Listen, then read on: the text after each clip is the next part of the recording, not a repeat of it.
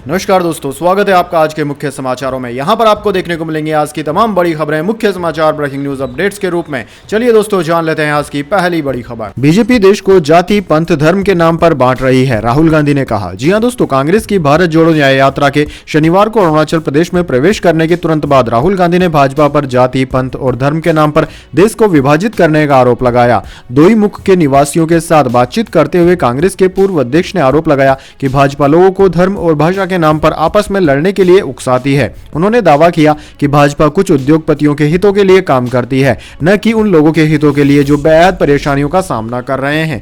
दूसरी ओर कांग्रेस लोगों को एकजुट करने और उनकी बेहतरी के लिए काम करती है। कांग्रेस नेता ने कहा कि 6713 किलोमीटर लंबी भारत जोड़ो न्याय यात्रा का उद्देश्य पूर्वोत्तर क्षेत्र के लोगों की पीड़ा को उठाना है। इसके बाद दोस्तों, अगली बड़ी खबर। इजरायली स्ट्राइक में ईरान का बड़ा नुकसान, इंटेलिजेंस चीफ डिप्टी समेत 10 की मौत। जी हां दोस्तों, इजरायल ने सीरिया की राजधानी दमास्कस में एक बार फिर बड़ा एयर स्ट्राइक किया है। इस हमले में बताया जा रहा है कि 10 लोग मारे गए हैं। ईरानी रिवोल्यूशनरी गार्ड के इंटेलिजेंस चीफ और उसके डिप्टी के मारे जाने की पुष्टि की गई है। युद्ध पर नजर रखने वाली संस्था ने इससे पहले 6 लोगों के मारे जाने की बात कही थी, जो अब बढ़कर 10 हो गई है। वहीं दोस्तों, बताया जा रहा है कि दमास्कस में ईरानी इंटेलिजेंस चीफ अपने डिप्टी और रिवोल्यूशनरी गार्ड के 2 सदस्यों के साथ युद्ध पर मीटिंग कर रहे थे जब इजराइल ने एयर स्ट्राइक कर दिया। वे 4 मंजिला इमारत में थे जहां इजराइल ने मिसाइल हमला किया। ईरानी मीडिया ने इस हमले में 5 लोगों के मारे जाने का दावा किया था और अपने अधिकारियों को शहीद बताया था।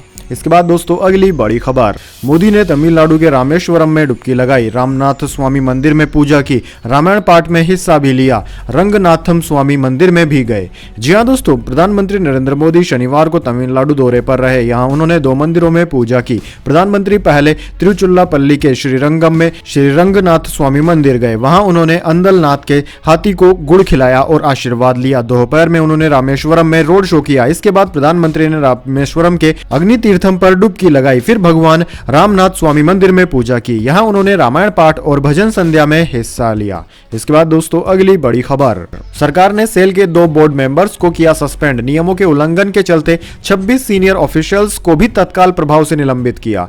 जी हां दोस्तों, स्टील मिनिस्ट्री ने सरकारी स्टील कंपनी सेल के 2 बोर्ड मेंबर्स को एनएमडीसी के एक डायरेक्टर को सस्पेंड कर दिया है। दोनों कंपनियों ने एक्सचेंज फाइलिंग में बताया कि तीनों को मिसकंडक्ट के चलते सस्पेंड किया गया है। स्टील पीएसयू ने फाइलिंग में कहा कि सेल ने कोड ऑफ कंडक्ट यानी कि नियमों के उल्लंघन के लिए 26 सीनियर ऑफिशियल्स को भी तत्काल प्रभाव से सस्पेंड कर दिया है। इसके बाद दोस्तों, अगली बड़ी खबर। दिल्ली सरकार ने 22 जनवरी को आधे दिन की छुट्टी घोषित की, एलजी ने भी दी मंजूरी। जी हां दोस्तों, दिल्ली सरकार ने 22 जनवरी को दिल्ली में आधे दिन की छुट्टी का ऐलान किया है। अयोध्या में 22 जनवरी को होने वाली राम मंदिर प्राण प्रतिष्ठा के मद्देनजर छुट्टी की घोषणा की गई है। छुट्टी का प्रस्ताव मुख्यमंत्री अरविंद केजरीवाल की ओर से भेजा गया था, जिसे दिल्ली के उपराज्यपाल वीके सक्सेना ने मंजूरी दे दी। दोस्तों, आपकी जानकारी के लिए बता दें कि कई राज्य सरकारें इस दिन पहले ही अपने यहाँ छुट्टी का ऐलान कर चुकी है। राम मंदिर प्राण प्रतिष्ठा के मौके पर 22 जनवरी को दिल्ली सरकार के सभी कार्यालयों, यूएलबी, स्वायत्त निकायों आदि में आधे दिन का अवकाश रहेगा। वहीं दोस्तों, इससे पहले कई राज्य सरकारों ने अपने अपने राज्यों में छुट्टी का ऐलान किया है। इनमें महाराष्ट्र तथा केंद्र शासित प्रदेश चंडीगढ़ और पुडुचेरी ने 22 जनवरी को पूरे दिन का सरकारी अवकाश घोषित कर दिया है, जबकि गुजरात, मध्य प्रदेश, राजस्थान, त्रिपुरा और हरियाणा में सोमवार को कार्यालय एवं संस्थान आधे दिन बंद रहेंगे। इसके बाद दोस्तों, अगली बड़ी खबर।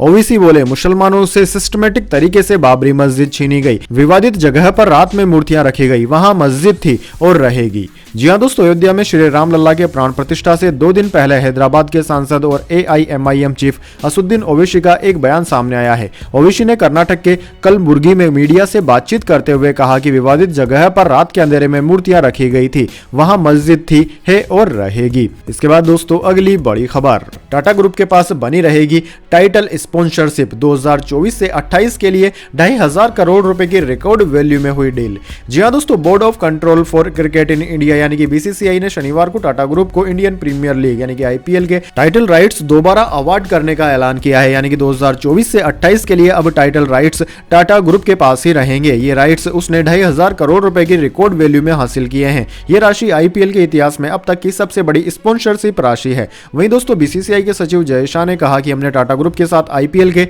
टाइटल स्पॉन्सर्स के लिए पार्टनरशिप का ऐलान किया है। दुनिया भर में लीग काफी लोकप्रिय है। ये टूर्नामेंट स्किल, उत्सुकता और मनोरंजन का बेमेल मिश्रण है। इसी तरह टाटा ग्रुप भारत में श्रेष्ठता के प्रतीक के तौर पर उभर कर सामने आया है। इसके बाद दोस्तों अगली बड़ी खबर, झारखंड के मुख्यमंत्री से ईडी की पूछताछ हुई खत्म। सीएम आवास से 7.5 घंटे बाद बाहर निकले अधिकारी। मुख्यमंत्री ने कहा, मैं ईडी से डरने वाला नहीं हूं। जी हां दोस्तों, झारखंड के जमीन घोटाले केस में मुख्यमंत्री हेमंत सोरेन से परिवर्तन निर्देशालय यानी कि ईडी की टीम ने आज 7.5 घंटे तक पूछताछ की। सीएम से पूछताछ के बाद ईडी के अधिकारी सीएम आवास से 3 गाड़ियों से बाहर निकले। जांच एजेंसी के अधिकारी सीएम हेमंत सोरेन से पूछताछ के लिए कल दोपहर 1 बजे मुख्यमंत्री आवास आए थे। पूछताछ के बाद शाम 8:30 बजे आवास से वे निकल गए। ईडी के अधिकारियों के निकलने के बाद सीएम हेमंत सोरेन एलपीएन सहदेव चौक पहुंचे। यहां उन्होंने कार्यकर्ताओं को संबोधित किया। उन्होंने कहा कि मैंने ईडी के सवालों के जवाब दिए हैं। साथ ही उन्होंने कार्यकर्ताओं के हौसले को सलाम किया। मुख्यमंत्री ने कहा कि मैं ईडी के सवालों से डरने वाला नहीं हूं। इसके बाद दोस्तों अगली बड़ी खबर, रश्मिका मंदाना का डीप फेक वीडियो बनाने वाला गिरफ्तार हुआ। पुलिस के हत्थे चढ़ा दिल्ली बेस्ड इंजीनियर। फॉलोवर्स बढ़ाने और पैसा कमाना था मकसद। जी हां दोस्तों, एक्ट्रेस रश्मिका मंदाना के डीप फेक वीडियो के मामले में दिल्ली पुलिस ने इसके आरोपी को गिरफ्तार कर लिया है। दिल्ली पुलिस की IFSO intelligence fusion and strategic operation unit cyber crime unit ने आंध्र प्रदेश से 24 साल के इंजीनियर ईमानी नवीन को गिरफ्तार कर लिया है। दोस्तों आपकी जानकारी के लिए बता दें, दिल्ली पुलिस ने 10 दिसंबर 2023 को इस केस की FIR दर्ज की थी। पुलिस को लंबे समय से इस आरोपी की तलाश थी। आरोपी पहले से कई साइबर क्राइम से जुड़े मामलों में शामिल रहा है। रश्मिका का डीप फेक भी इसी शख्स ने बनाया था। इसके बाद दोस्तों अगली बड़ी खबर, शरद पवार ने कहा, राजनीतिक विरोधियों को डराने चुप कराने के लिए ईडी का दुरुपयोग किया जा रहा। जी हां दोस्तों, राष्ट्रवादी कांग्रेस पार्टी NCP के प्रमुख शरद पवार ने शनिवार को आरोप लगाया कि राजनीतिक विरोधियों को डराने और चुप कराने के लिए परिवर्तन निर्देशालय यानी कि ईडी का इस्तेमाल एक उपकरण के रूप में किया जा रहा है। वह ईडी द्वारा रोहित पवार को समन जारी करने से जुड़े सवाल का जवाब दे रहे थे। ईडी ने महाराष्ट्र राज्य सहकारी बैंक घोटाले में धन शोधन जांच के तहत 24 जनवरी को पूछताछ के लिए शरद पवार के पोते और महाराष्ट्र के विधायक रोहित पवार को तलब किया है। ईडी ने 5 जनवरी को बारामती, पुणे, औरंगाबाद और कुछ अन्य स्थानों पर रोहित पवार के स्वामित्व वाली कंपनी बारामती एग्रो और कुछ संबंधित इकाइयों के परिसरों पर छापा मारा था। इसके बाद दोस्तों अगली बड़ी खबर, भारत में स्टारलिंक की सैटेलाइट इंटरनेट सर्विस जल्द शुरू होगी। एलन मस्क की कंपनी को अगले हफ्ते तक मिल सकता है अप्रूवल। जी हां दोस्तों, एलन मस्क की कंपनी स्टारलिंक को अगले हफ्ते तक भारत में अपनी स्पेस बेस्ड ब्रॉडबैंड सर्विसेज को लॉन्च करने की मंजूरी मिल सकती है। ET टेलीकॉम की हालिया रिपोर्ट में इस बात की जानकारी दी गई है। रिपोर्ट में कहा गया है कि यह जानकारी स्टारलिंक की ओर से अपने शेयर होल्डिंग पैटर्न्स के बारे में department of promotion of industry and internal trade यानी कि DPIIT को क्लेरिफिकेशन यानी कि स्पष्टीकरण भेजे जाने के बाद मिली है। टेलीकम्युनिकेशन डिपार्टमेंट बुधवार तक स्टारलिंक को जारी कर सकता है। इसके बाद दोस्तों अगली बड़ी खबर, फर्जी CBI कर्मी बन बुजुर्ग को फंसाया, डिजिटल अरेस्ट की धमकी देकर डराया, फिर ठगे 35 लाख रुपए। जी हां दोस्तों, दिल्ली पुलिस की IFSO यूनिट ने डिजिटल फ्रॉड करने वाले गिरोह का पर्दाफाश किया है। पुलिस ने इस मामले में एक महिला समेत 4 आरोपियों को गिरफ्तार किया। इनके पास से 8 mobile phone, laptop, car, chequebook, ATM card बरामद किए गए हैं।